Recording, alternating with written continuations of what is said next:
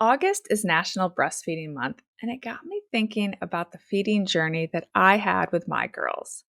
Next month, I'm going to have a guest on to talk about breastfeeding, but today I wanted to share my personal feeding story. Hi, I'm Allison Edgety, a pediatric sleep and wellness coach and a mom of two. I love to help parents find solutions. This is How Long Till Bedtime. Like so many first-time moms, I planned to nurse. I had read about all the wonderful benefits, and it really seemed like a no-brainer. Like I did in all other areas, I prepared during my pregnancy to do just that. And just like with Addison's sleep journey, nothing went as planned, even though I went in with all the confidence in the world. Part of the reason I wasn't that stressed about the idea of nursing was because my best friend had her first daughter before me, and nursing went really well for her. I felt like most of my friends who had babies before me didn't have any major complications or struggles when it came to nursing. I was already planning ahead for what it would look like when I went back to work when Addison was 12 weeks. The office had moved a refrigerator into my personal office, so I would be able to pump in there and store my milk without even needing to leave my office. I was really ready. But my delivery was not an easy one. After pushing for over 5 hours, Addison finally arrived. But shortly after, I hemorrhaged very badly. I'm not going to lie, this part was particularly scary, and it still elevates my heart rate when I think about it. I ended up losing a lot of blood, and once they stabilized me, no one other than my mother, who was there, seemed too concerned. My mom kept commenting on how I'd lost all my color and it wasn't coming back. And over the next 24 to 48 hours, she kept telling them that she'd noticed I had no energy, and she'd had 4 kids. So she seemed concerned. My husband, of course, he's like me. He was new. He wasn't sure, but no one else seemed too worried about it.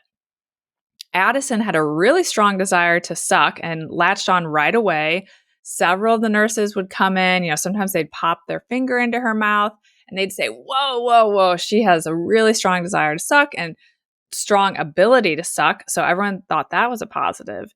But by day 2, she started to seem fairly unhappy and not overly content with nursing. She would latch on no problem, but she just started to seem agitated. The hospital's lactation team came by many, many times and assured me that her latch was solid and she had strong sucking skills. And they said that we just needed to give my body time for the milk to come in. At no point did anyone bring up the fact that it was possible that because I lost so much blood, that my body may not be able to produce breast milk. Even as we left the hospital 2 days later, they assured me that the excruciating pain I felt every time Addison latched on was totally normal and would pass once my milk came in. At one point, a nurse, not a lactation consultant, a nurse did give me a nipple shield to help relieve that. And if my memory serves, the lactation consultant was not thrilled about that, but it did provide me some relief. So one nurse attempted to help me a little bit. But all in all, they're just saying, give it time. Everything's fine. Everything's normal. It's all going to work out. I went home exhausted from my long delivery, but also I was stressed about the nursing because I could just tell, or something in my gut told me that this wasn't quite right. But I'm a determined person. I've talked about it many times on here. I really thought, okay, I prepared. I'm ready. I'm just going to do all the things because breastfeeding is part of my plan. So I forged ahead with the support of my husband and my mom, who was in town staying with us for a bit. But as the days went by and many calls and in-person visits going back and forth to the lactation consultants and to the doctor, we saw the pediatrician, we saw someone in their office to support us with lactation, I started to become fairly distressed about the whole thing because everyone kept telling me that I needed to keep going, even though they would hook me up to the hospital grade pump that they had me rent and virtually no milk was coming out. I mean, very, very little. I was attempting to nurse Addison frequently per their instructions, and I was attempting to pump. I was waking up to pump with this hospital grade pump, and just nothing was working like they told me it should be.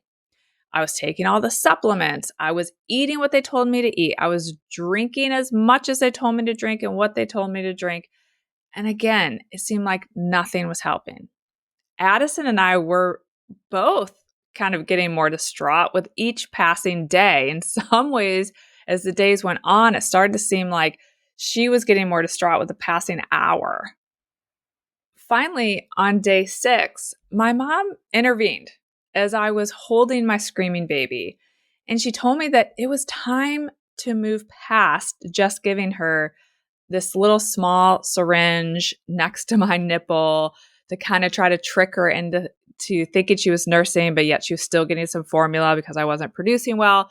But it was time to move on to that and to give her a full feeding. And so my mom said, give her a bottle. She had already sent my husband to pick up bottles and to pick up formula as our backup plan. And so that's what I did.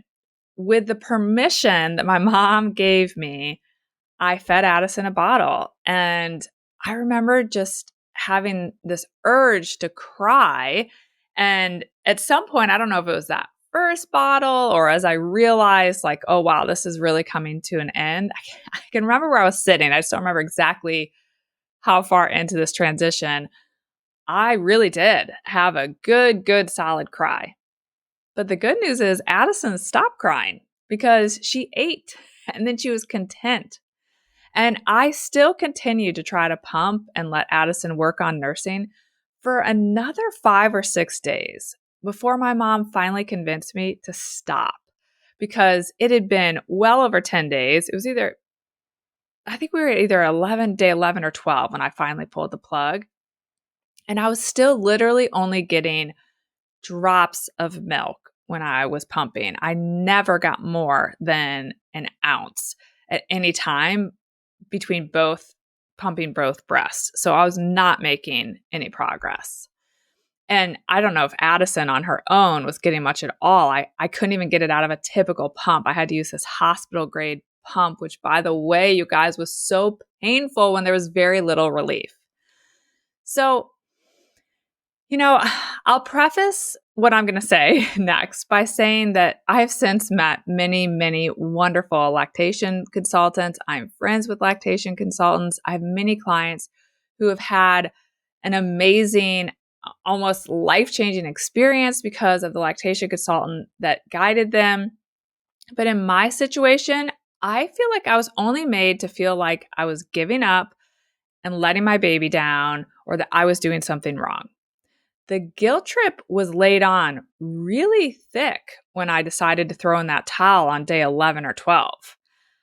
And I don't feel this way now, but at the time, with all those postpartum emotions and all my plans not coming together, I felt like this was my first major failure as a mother. I was literally unable to feed my child. This isn't true, of course, because I wasn't a failure and I was able to feed my child. I was able to feed her formula in a bottle. And in fact, there really was reason to be grateful. I did not die during delivery after hemorrhaging. So I was here to enjoy Addison, and Addison had a mother. And I didn't think about it then, but I'm grateful that I was in a hospital and I was able to receive the care I needed after my delivery. And the other reason I could have been grateful or should have been more grateful, or I wish I had thought about, I guess, was that formula exists. Formula was and is an option. And we had the money to buy it. So that wasn't a stressor for me personally. So I wish in that moment I could have reminded myself that fed is best. And better yet, I wish that the lactation consultants would have helped me realize and accept that breastfeeding just wasn't going to be part of my feeding journey with Addison. But those weren't the voices in my head or the message that I was receiving at the time, other than from my mother. I was just extremely disappointed and filled with guilt. That's what I remember about those early weeks, even those early months. I mean, I have no doubt that all that whole process fueled my postpartum anxiety that I experienced. And if you have interest in hearing my postpartum anxiety story, you can listen to episode 29. It was at my 6-week follow-up appointment that my OBGYN pointed out that my milk was probably never going to come in, even if I hadn't pulled the plug, because I had hemorrhaged after delivery and lost so much blood. Why did it take 6 weeks for someone to bring this up, for someone to point this out, for someone to acknowledge that there was probably nothing I could have done differently to change the outcome of our feeding journey? And 18 months later, I was back in the delivery room to deliver Ainsley. And this time, they planned to give me drugs as soon as she was delivered. I'm pretty sure they had to wait until she was out, but they had the IV all hooked up. And I can't remember what they gave me, but they walked me through in advance. They were going to give me these drugs that were going to hopefully prevent me from hemorrhaging again. Unfortunately, like so many things, that didn't go as planned. And while I didn't hemorrhage as badly, I remember everyone being so surprised with how much I guess I did hemorrhage or how much blood I lost, even on those drugs. In fact, I remember as it was kind of starting, or they realized, oh, it didn't stop it, like the nurse pulling the doctor into the bathroom for them to come up with a plan, because I was so anxious about hemorrhaging again that they didn't want to freak me out. And initially, I wasn't sure what they were talking about because I had the epidural, and so I wasn't feeling everything that was going on. But then I remember them coming out of the bathroom and being like, okay, you're hemorrhaging again. We need to talk this through a little bit. So the good news is I entered that feeding journey with a different mindset. And definitely after hemorrhaging, shifted my mindset to, okay, once again, I may not be able to breastfeed. And so I just continued to tell myself, if breastfeeding works, that'll be great.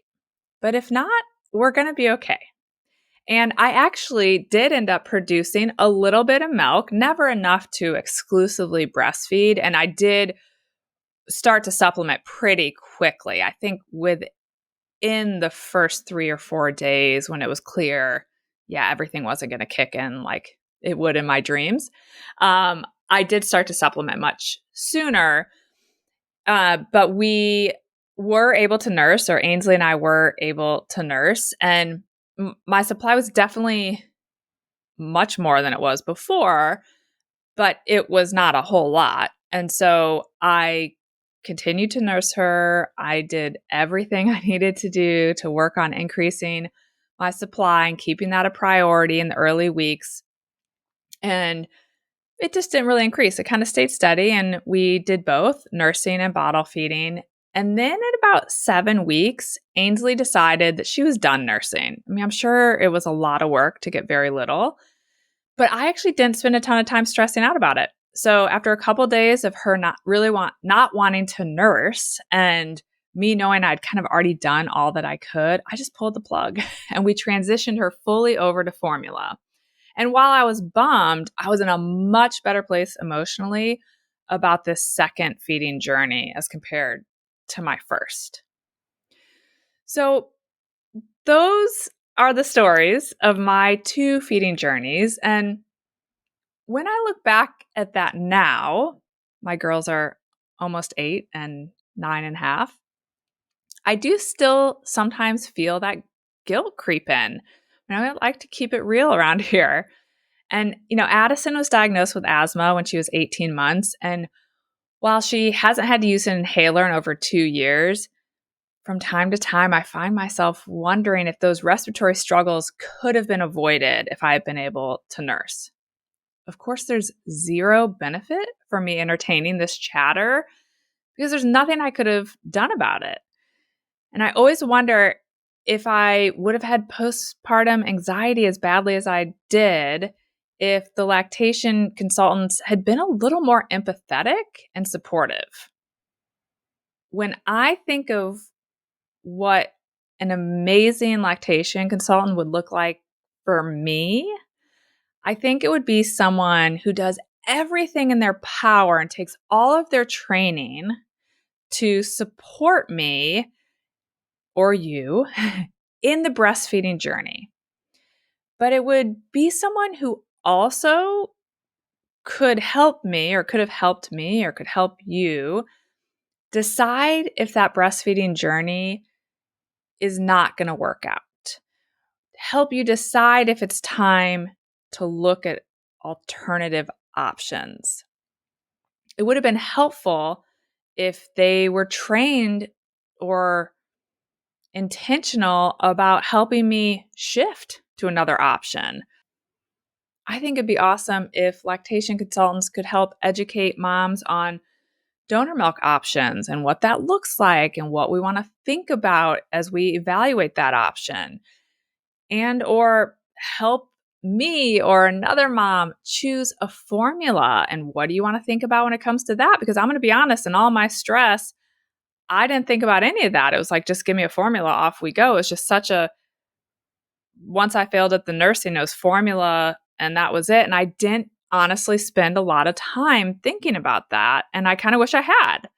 And I'm sure there are amazing lactation consultants that do those things, but that wasn't my experience. And I wish it had been. So if I could turn back time, or I guess if I could share advice with a mom who would be interested in my thoughts on how to set yourself up for success on a feeding journey, the biggest thing I wish I had done and that I would advise a friend of mine to do would be to find the ideal lactation consultant, someone with the traits that I just mentioned, in advance of delivery, to have that person teed up to guide you from the get-go and to be able to help you make these critical decisions, because sometimes it doesn't matter what we do, it's not all going to work out the way we hope it did.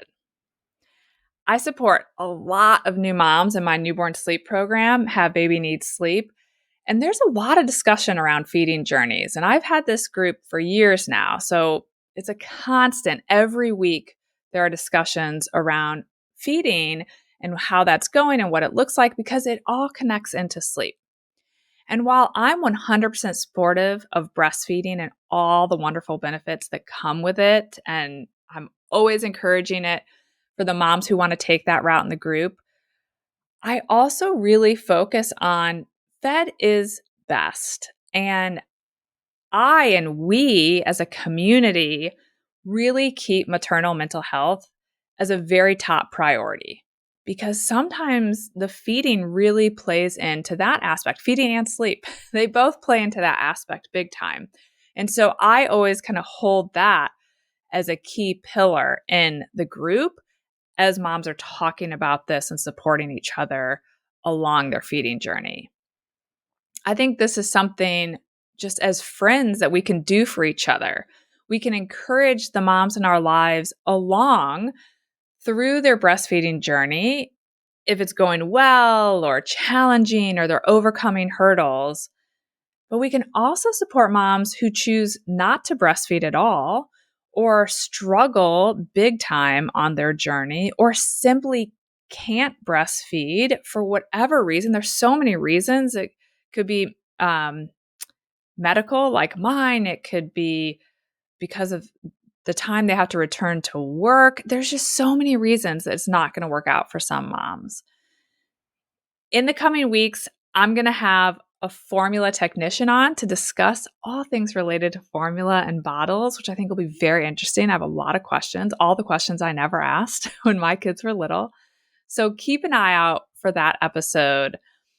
But Please know that if you are having or had a wonderful feeding journey with your baby, I'm absolutely thrilled for you. And if your journey is or was a struggle, please know that you are not alone. And you are also doing a great job and you're a great mom. And I hope that you can slap away any guilt that rises up around this topic. Thanks for joining me again here today. This motherhood journey is full of so many expected and unexpected twists and turns. And I know that I benefit from hearing other people's stories because it helps when I can kind of see myself or relate to their story, because then it doesn't feel so lonely. So, for those of you who can relate to this story, I hope that you found it helpful. And I hope, as always, that you will join me again next week. Bye for now. Thank you for listening to How Long Till Bedtime. To learn how we can work together to improve your child's sleep, please visit sleepandwellnesscoach.com.